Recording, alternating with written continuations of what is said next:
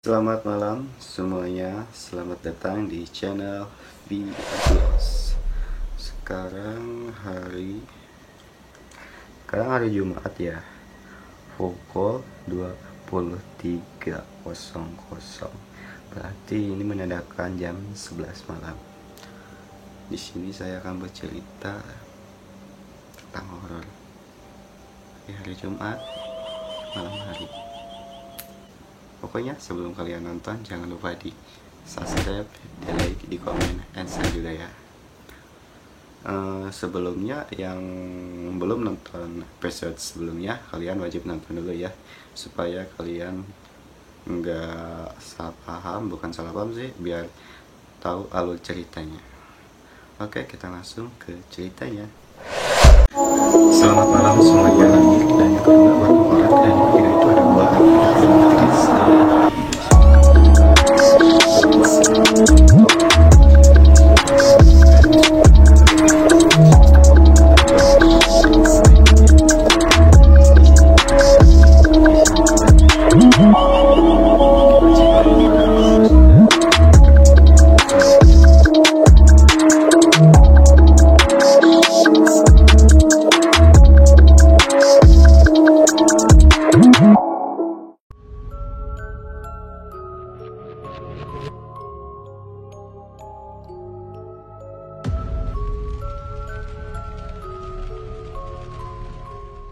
Adalah teman kosan sebelah, cewek sih.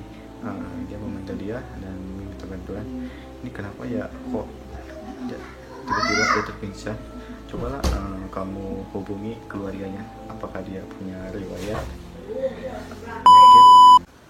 Mencobalah Rizky mencari bantuan keluar, dan adalah teman kosan sebelahnya, yaitu cewek namanya Kadina. Dibawalah Kadina ke kosan kita dan mencoba menengok saya dengan keadaan saya gak sadarkan diri. Dan dia bertanya, "Rich, kenapa dia kok bisa begini? Emang tadinya kenapa dia?" Dan Rizky menjawab, "Tadi dia habis dari kamar mandi, pas keluar dari kamar mandi kok mukanya tiba-tiba pucat ya, kayak orang sakit gitu. Pas dia menghampiri saya, dia tiba-tiba jatuh pingsan. Ya aku kaget dong, tiba-tiba gitu." "Oh gitu ya," kata dia. "Ya udah, kalau begini mah saya juga nggak tahu harus gimana. Cobalah kamu nih telepon pihak keluarganya." Nah setelah itu Rizky langsung menelepon pihak keluarga saya. Nah tak lama kemudian Rizky langsung menelepon, "Halo Bu, ini Ben kenapa ya? Kok dia tiba-tiba pingsan gitu? Apakah Ben punya riwayat penyakit?" Dan ibuku menjawab, "Setahu ibu dia gak punya riwayat deh. Kayaknya gak ada deh." Terus Rizky menjawab, "Ya udah Bu, saya nggak bisa nganterin dia pulang, soalnya di sini saya juga gak ada motor kendaraan untuk menganterin Ben ke rumah. Seharusnya ini kayaknya harus dibawa ke rumah pulang deh Bu, soalnya di sini saya nggak bisa deh." Dan ibuku menjawab, "Emang disitu gak ada teman cowok yang lain gitu sama sekali?" Jadi menjawab, "Gak ada Bu. Ya udah, ibu kesini bawa mobil aja ya, kalau bisa, soalnya kalau dari motor dia kan dalam keadaan pingsan, kayaknya bakalan susah, jadi harus bawa mobil deh kayaknya." Nah setelah itu ibuku memutuskan untuk pergi ke kosan saya membawa mobil untuk menjemput saya. Beberapa jam kemudian ibuku datanglah ke kosan saya dan melihat kondisi aku lagi gak sadarkan diri, dan dia langsung menangis melihat saya dengan keadaan yang gak sadarkan diri itu. Dan aku di sana hanya cuma bisa merasakan begitu suasananya sedih banget, dan saya dalam keadaan kesadaran diri mendengarkan sih, cuman saya nggak bisa gerak dan nggak bisa buka mata gitu. Setelah itu saya dibawa ke mobil dan saya dipindahkan oleh Rizky, cuman seorang sih, saya di pangku gitu, bawakan ke mobil dan ditidurkan dan dipeganglah di mobil itu sama ibu. Nah, setelah kita masuk semuanya di mobil, kita memutuskan untuk pulang, dibawa ke rumah sakit terdekat di rumah saya. Nah, di perjalanan saya sama sekali nggak gerak, nggak gimana, walaupun itu dalam keadaan di mobil saya nggak gerak sama sekali. Di situ ibuku sangat heran sekali, kenapa gitu, ini anak kok nggak gerak sama sekali, dan nggak ada, pokoknya nggak ada pokoknya nggak ada gerak sama sekali. Setelah kita sampai di rumah sakit sekitar jam 1 siang. Nah, setelah kita sampai di rumah sakit terdekat, nah saya digotonglah dengan, yang pertama itu dengan 2 orang, karena 2 orang itu kewalahan aku untuk dipindahin ke rumah sakit dan memutuskan untuk mencari bantuan lagi, dan adalah teman kakak aku laki-laki, ada 3 orang, dan di situ jadi saya dipangku oleh 5 orang di sana. Dan pada yang mangku itu pada bilang, kok anak ini berat banget ya, padahal badannya itu nggak terlalu besar lah, emang berat badan aku cuma 55 kilo sih, tapi dia merasa keberatan gitu saat mangku aku, padahal itu mangku aku sampai 5 orang gitu loh, padahal yang di kosan ke rumah sakit cuma 1 orang aja kuat ya, masa ini yang 5 aja gak kuat gitu. Nah, setelah saya dipindahkan lalu ditidurkan di tempat kamar pasien, nah di situ saya langsung diperiksa oleh dokter. Nah, dokternya ini juga bisa menyembuhkan ini yang hal-hal nggak kasat mata gitu. Setelah diperiksa, aku langsung dibacakan ayat-ayat suci Al-Quran, dan sambil dadaku ini ditekan gini. Itu terasa sakit dan aku tiba-tiba berteriak kesakitan, dan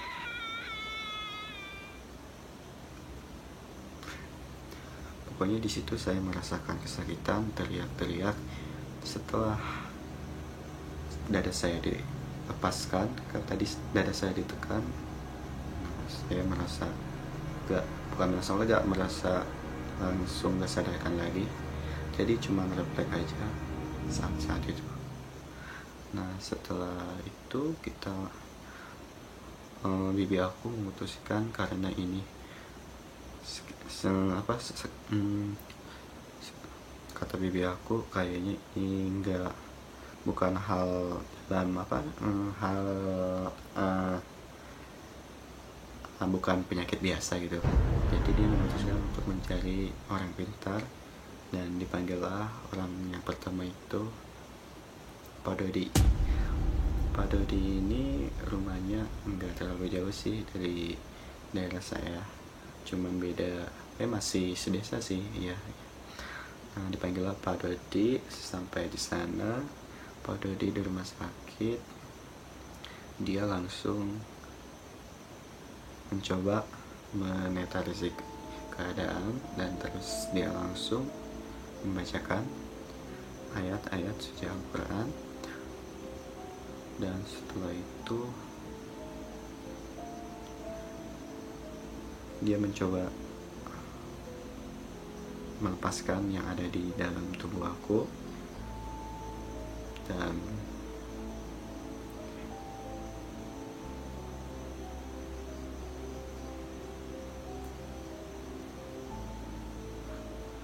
dan ternyata yang ada di dalam tubuh aku itu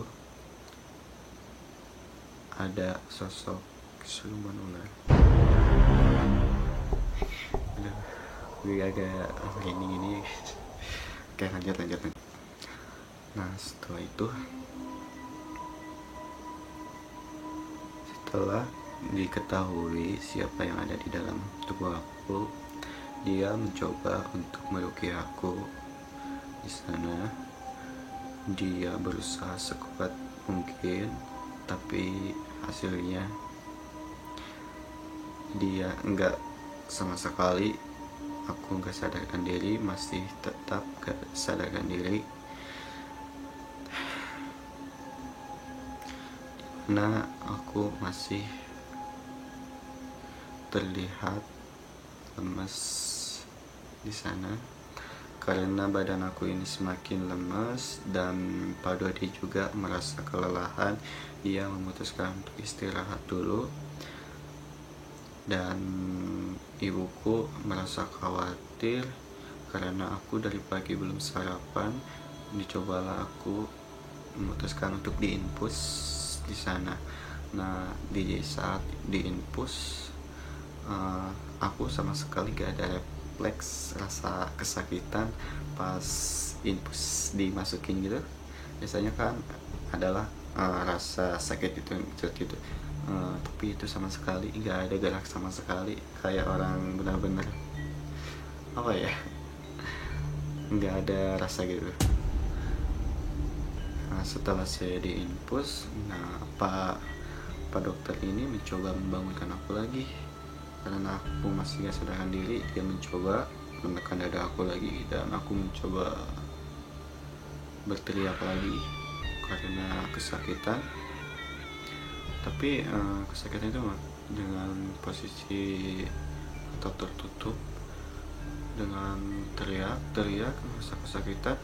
Nah, di situ saya agak merasa ngelawan, soalnya di situ saya merasa kesakitan banget, dan tangan aku tiba-tiba melawan Pak dokter tersebut. Dan setelah itu Pak dokter juga merasa nggak sanggup, ya udah dia memutuskan untuk angkat tangan. Nah, setelah itu tapi infus masih berjalan sih. Nah, setelah itu Pak Dodi masuk lagi. Nah, Pak Dodi mencoba untuk mengusir lagi yang ada di dalam tubuh aku, dan mencoba berinteraksi dengan yang ada di tubuh aku.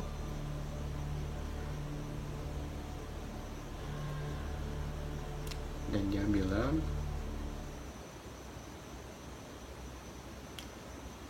pergi sana, emang punya salah apa sih anak ini, sampai-sampainya kamu tega masuk ke tubuh anak ini. Emang dia punya salah apa? Jika dia emang punya salah, pergilah sana. Dan aku cuma bisa geleng-geleng kepala dan bilang gak mau, karena aku hanya bisa gitu aja, terdiam terus. Nah, Pak Dodi ini mencoba membacakan lagi ayat-ayat Al-Quran dan mencoba untuk mengeluarkan. Nah, di situ dia bilang, jika ini saya diteruskan atau ditarik paksa, ini kasihan pada anaknya. Ini anaknya soalnya dalam keadaan lemah, dan takutnya setelah ini dia merasa badannya itu takutnya merasa takut kenapa-napa gitu. Jadi dia memutuskan untuk angkat tangan juga. Nah, setelah beberapa menit, Pak dokter sama Pak Dodi ini memutuskan untuk diskusi. Nah, setelah diskusi, Pak dokter bilang kepada bibi aku, apa ada teman dekat di rumahnya, siapa kek, coba pengen kesini.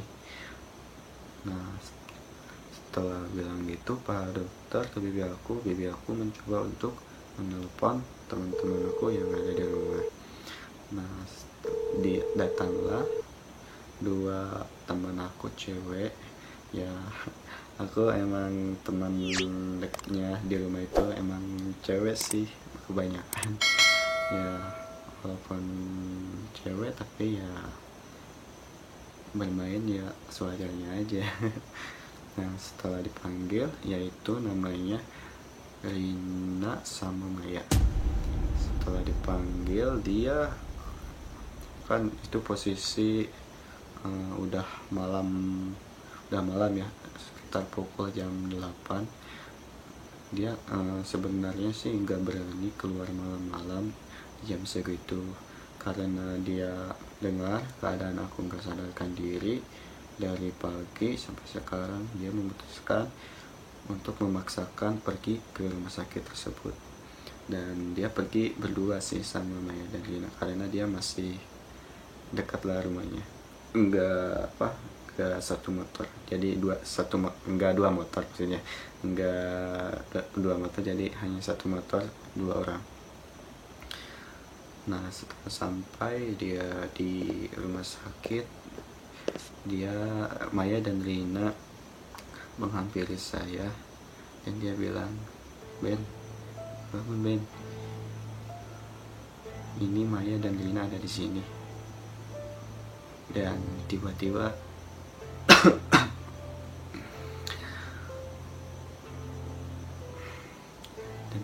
kan posisi aku tidur, tangan aku tiba-tiba gerak gini, cuman bisa gerak gini.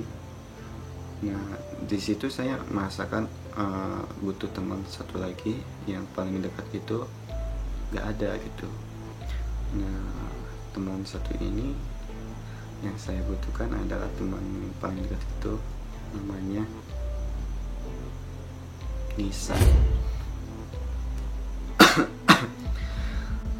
Nah di situ tiba-tiba suasana menjadi hening karena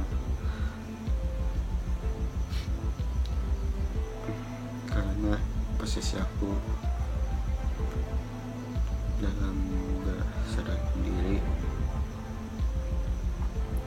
dan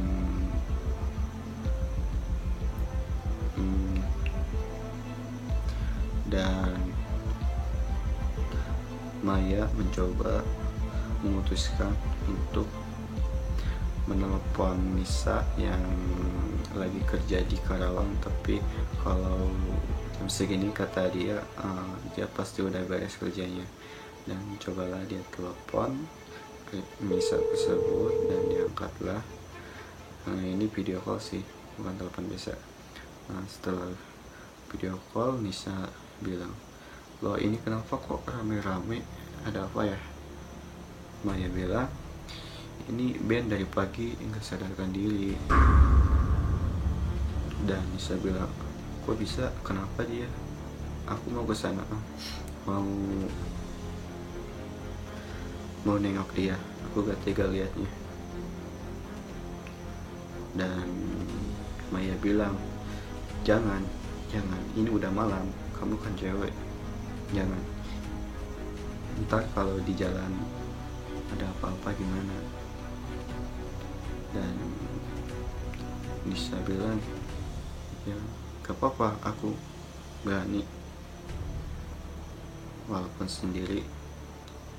Saya gak tega lihat dia Ben dengan kondisi gitu." Dan ibunya Nisa kan ada di sana, dan ibu Nisa bilang, "Jangan, ntar pagi aja," kata ibu Nisa, "kan pagi juga bisa kesini." Setelah ibunya bilang itu, ibu Nisa bilang itu, Nisa pun langsung mendengarkannya, memutuskan untuk kesininya di pagi hari.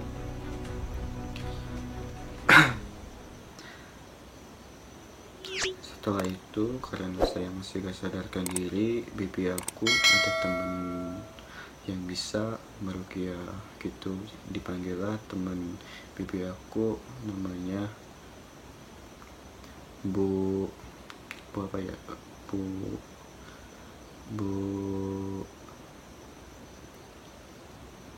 Bu apa sih, lupa namanya, pokoknya inisialnya Bu Rizka. Dipanggillah Bu Rizka. Beberapa menit kemudian Bu Rizka nyampe di rumah sakit dan dia langsung meruqyah aku. Nah, setelah sampai rumah sakit, dia langsung membacakan ayat-ayat suci Al-Quran ke aku.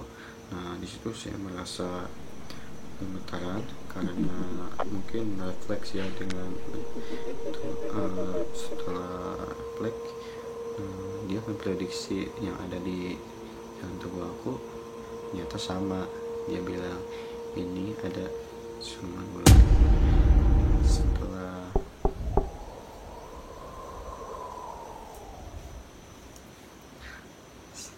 Setelah diprediksi, dia mencoba membuat air minum dan dicampurkan sebuah garam karena biasanya kan kalau ular takut dengan garam atau penangkalnya garam.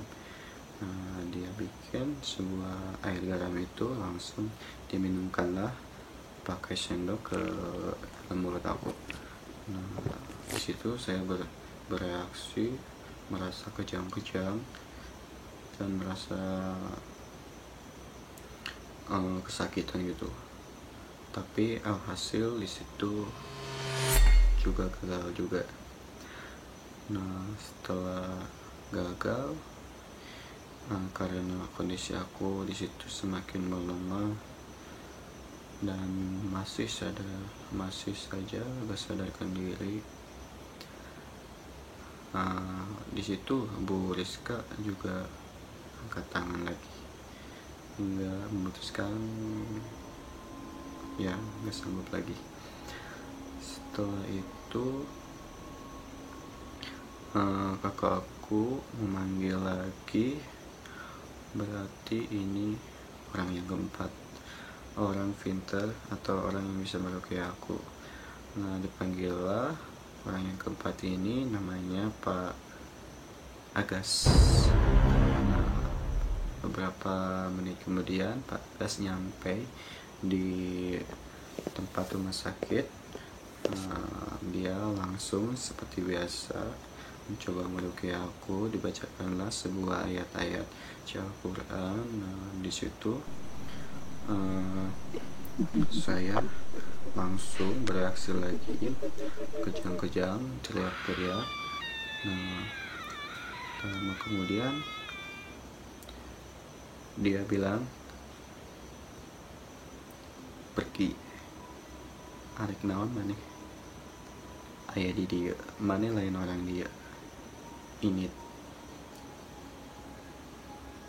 Emang budak dia boga salah, ini pantes mana aya di budak dia sabager-bager. Nah, setelah itu badan aku merasa tiba-tiba hening gitu, dan seketika badan aku merasa habis tenggelam gitu, sesak gitu.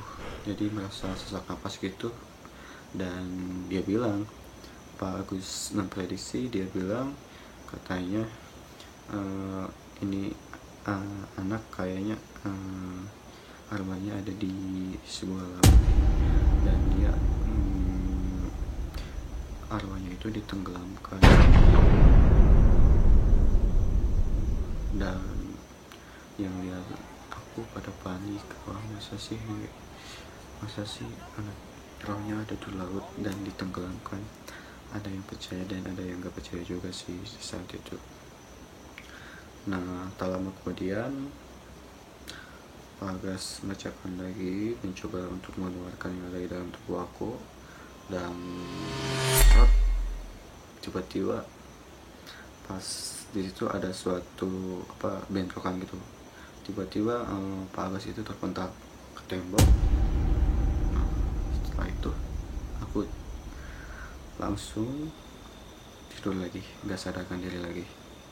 Emang sih dari tadi juga nggak sadarkan diri, maksudnya tadi kan badan aku masih sesak, bukan sesak napas, ya sesak napas itu lah, napasannya nggak lancar, dan tiba-tiba menghap, tidur lagi dan hening lagi.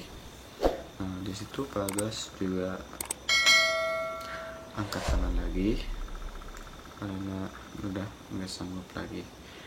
Nah waktu sudah menunjukkan pukul 12 malam. Di situ kita memutuskan untuk beristirahat dulu, dan aku juga di situ merasa hening, jadi mencoba untuk ditidurkan dulu, soalnya kan dari tadi dia teriak-teriak dan kita yang melawan itu, takutnya kecapean, jadi dibiarkan dulu sambil dibacakan ayat-ayat suci Al-Quran sama yang ada di sana, yang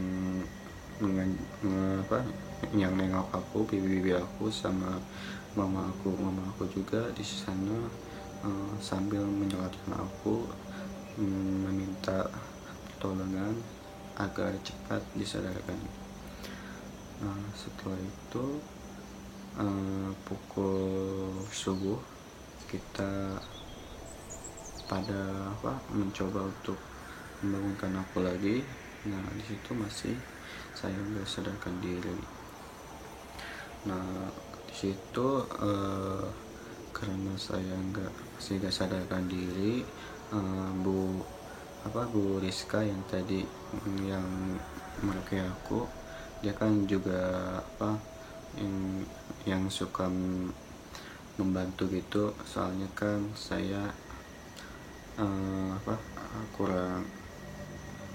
belum punya BPJS ya, jadi dia mencoba untuk membuat BPJS mendadak itu. Jadi dia mencoba mengurus data-data buat dipindahkan ke rumah sakit yang lebih besar lagi, dan mencoba untuk diperiksa dirangsang gitu, biar kelihatan apakah dia ada penyakit apa enggaknya gitu.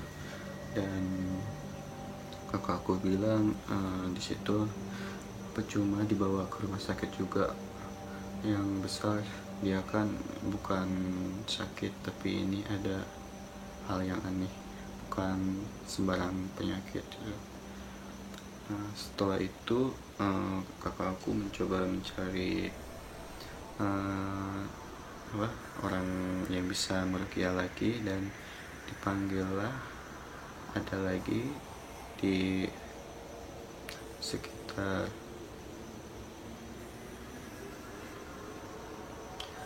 daerah sana, namanya Ki Anwar ya kalau nggak salah. Nah setelah beberapa menit kemudian dia jemput sama kakak aku. Nah datanglah ke rumah sakit. Dia pertama datang, dia mencoba membuat sebuah dupa minyak sih, semacam itulah, yang baunya asap itu, kayaknya minyak deh. Dia mencoba membakar minyak. Setelah dibakar, dia mencoba dibawakanlah ke sebuah wadah, dan ini posisi aku tertidur, dan dia mencoba asapnya itu gitu-gituin ke badan aku supaya terkena asapnya. Dan di situ saya merasa kesesakan, napas aku tiba-tiba sesak lagi karena mencium aroma itu mungkin ya. Dan dia mencoba berinteraksi dulu sama yang ada di dalam tubuh aku. Ni kunaon mane bisa aya di dieu, mane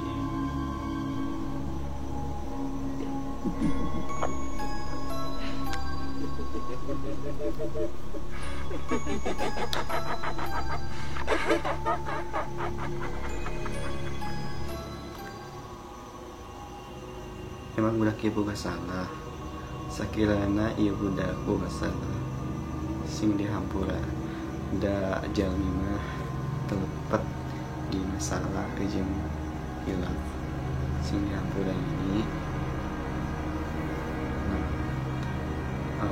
Tuh aku bereaksi lagi dan dia coba menggeleng-geleng dan bilang masih enggak bilang. Dan ke Anwar ini bilang lagi, nyai teh hoyong naon atuh, hoyong kopi. Nah, kalau hoyong kopi kayak laki dibikinin soknya turutin kata-kata aki. Dah nyai teh kan jin Islam, jadi di Islam kan harus kudu saling memaafkan kalau punya salah, silih hampura nyanyi. Nah disitu dia nggak bilang apa-apa dan dia mencobalah Ki Anwar ini meruqyah lagi, dan aku bereaksi lagi kejang-kejang, berteriak-teriak. Kemudian Ki Anwar ini juga angkat tangan.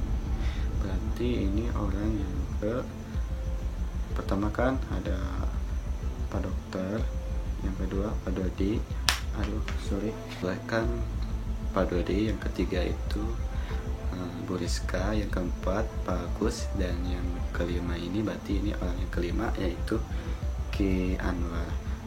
Ki Anwar juga memutuskan untuk angkat tangan, tidak sanggup untuk melanjutkan. Nah, setelah beberapa menit kemudian aku mau tertidur, masih sadarkan diri. Nah, setelah ini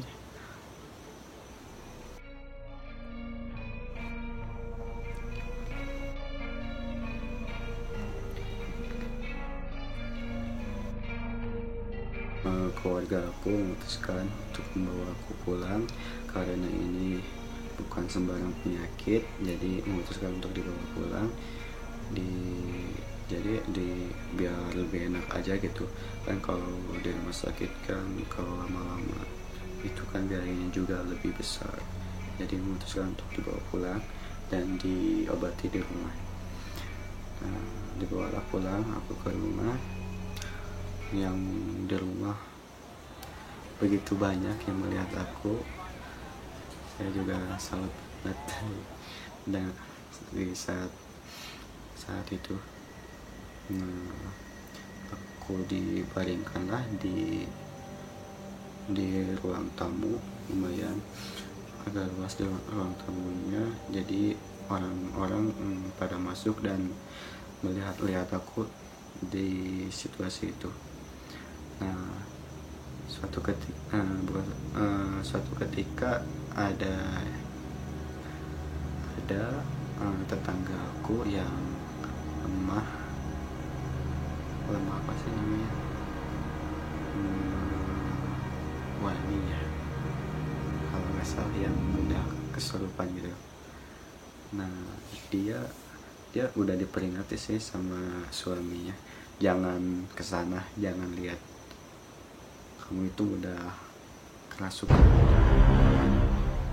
Nah dia karena penasaran dan pengen lihat, dia memaksa untuk lihat aku kesana, dan dia masuk dan menghampiri saya.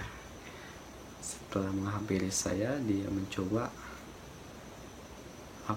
memegang kaki aku. Saat dipeganglah kaki aku, dia tiba-tiba merasa mual dan dia lari keluar. Apa yang terjadi? Wah, yang ketiga kalinya dia tiba-tiba teriak.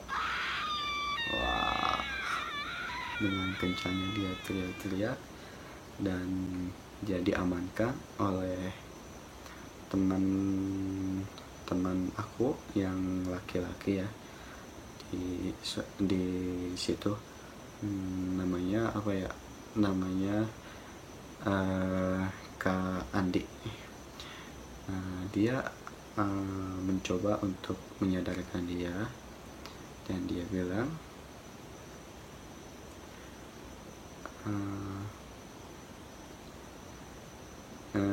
kan yang kesurupan ini cewek ya.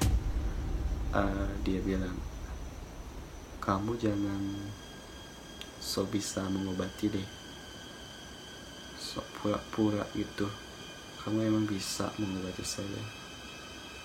Dia bilang gitu, dan dia tiba-tiba terdiam, dan dia bilang, saya kesini, ngikut kesini, saya cinta, saya suka kepada anak itu, saya sayang pada anak itu, dan saya masuk ke sini juga nggak lama kok, saya akan pergi lagi masuk ke anak itu. Kemudian bener dong dia ngucap gitu, dia langsung sadar dan dia pindah lagi ke tubuh aku. Nah, beberapa menit kemudian ada seorang polisi, dia juga kayaknya habis patroli di daerah saya, dan dia mencoba untuk menengok saya. Dia juga hebat, bisa mengobati atau bisa meruqyah gitu, dan dia mencoba untuk meruqyah saya, tapi alhasil sama juga, gagal, dan dia angkat tangan juga. Nah, tak lama kemudian, berarti ini orang yang ke-6 ya, berarti sekarang orang yang ke-7, yaitu dipanggillah Pak Argi. Dia rumahnya nggak jauh sebenarnya dari rumah aku, cuman ketutupi oleh 2 rumah, gak jauh, berarti jauh kan. Dipanggillah dia mencoba untuk mengobati saya atau meruqyah saya. Nah, dia meruqyah saya dengan tenang, dengan santainya gitu, nggak kayak yang lain-lain gitu. Dia dengan santainya, walaupun lama, tapi dia terus menerus ganti mengobati saya, walaupun itu udah beberapa jam. Dia ganti, tapi reaksinya bagus banget. Sedikit demi sedikit kondisi saya membaik, saya bisa bergerak, kaki saya bergerak, tangan saya bergerak, dan saya juga bisa, kan tadinya nggak bisa gini, balik ke situ, hadap ke situ. Nah, sekarang jadi bisa. Nah, tak lama kemudian ada pesan moralnya di akhir saya sadarkan diri. Dalam posisi nggak sadarkan diri, aku bilang ke ibu aku, jangan sampai anak ini balik ke kosan itu, dan jangan sampai anak ini balik ke tempat kerja itu. Diamkan anak ini di rumah, istirahatkan selama dia siap untuk bekerja dan siap beradaptasi dengan lingkungan luar.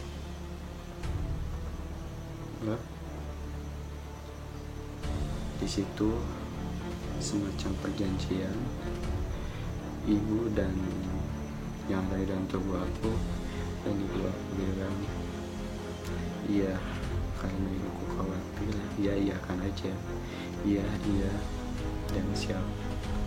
Nah, disitulah tak lama kemudian aku sadarkan diri,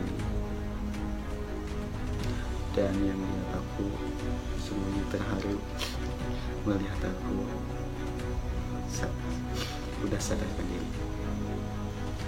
Nah di situ teman aku Maya dan yang ada berarti Maya, karena yang Nina di pagi itu dia posisinya lagi sekolah ya, jadi yang nemenin cuman Maya karena dia sudah nggak sekolah. Nah setelah itu saya bangun dengan merasa lemas dan mencobalah, karena saya tiba-tiba kebelet pengen buang air kecil, dan saya dibawalah ke kamar mandi untuk buang air kecil dulu. Nah setelah buang air kecil saya tidur istirahat lagi. Loh, aku bilang kok tangan aku kayak ada bekas infusan sih, kapan gue diinfus, gue bilang. Loh emang lu nggak ngerasain, kata Maya, lu selama diinfus? Wah kapan gue diinfus anjir. Dengan rasa apa nggak sadar diri gitu, bangun-bangun pokoknya serba aneh. Nah itulah kisah cerita saya,